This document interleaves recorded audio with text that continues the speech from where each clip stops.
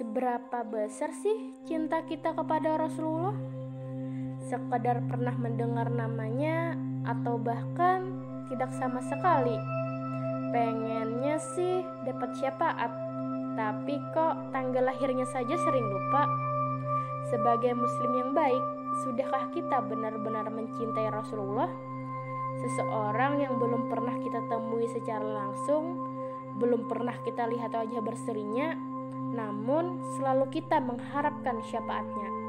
Lantas, bagaimana cara kita cinta kepada Rasulullah SAW? Seorang muslim yang mengaku mencintai Rasulullah SAW semestinya dia selalu berusaha mengikuti dan menerapkan perilaku beliau dalam kehidupan sehari-hari. Ketahuilah bahwa barang siapa yang mencintai sesuatu, maka dia akan mengutamakannya dan berusaha meneladaninya. Kalau tidak demikian, maka berarti dia tidak benar dalam kecintaannya dan hanya mengaku-ngaku tanpa bukti nyata. Diriwayatkan dari Salabah Al-Khushaini, ia berkata, Rasulullah bersabda, sesungguhnya orang yang paling aku sukai dan paling dekat denganku di akhirat adalah orang yang baik akhlaknya, sedangkan orang yang aku benci dan paling jauh dariku adalah orang yang buruk akhlaknya, banyak bicara, sombong, dan bicara kasar. Orang yang buruk akhlaknya tentu sangat bertentangan dengan Rasulullah yang memang diperintah oleh Allah untuk menyempurnakan akhlak.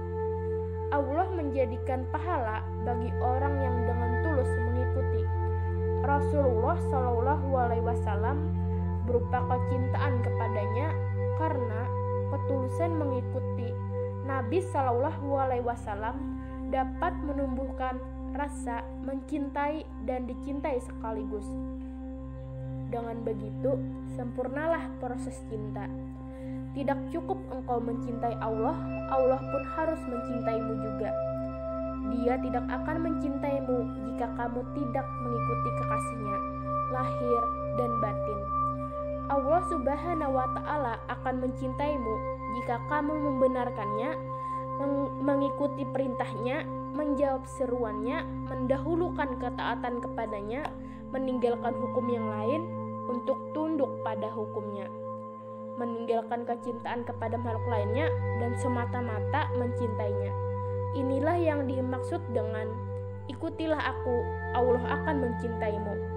Rasulullah SAW bersabda, ada 3 hal yang bila ada semuanya pada diri seseorang, ia akan merasakan manisnya iman. Pertama, Allah dan Rasulnya lebih ia cintai dari apapun selain keduanya. Kedua, ia mencintai orang semata-mata karena Allah. Dan ketiga, ia benci untuk kembali kepada kekafiran setelah Allah menyelamatkannya, seperti ia benci untuk dilemparkan ke dalam api neraka. Hadis riwayat Bukhari. Rasulullah SAW mengajarkan bahwa bagi umatnya yang mencintainya, maka Allah Subhanahu wa Ta'ala akan menggabungkan para pecinta tersebut, baik secara ruhaniyah di dunia dan secara hakiki di akhirat, dengan kekasihnya.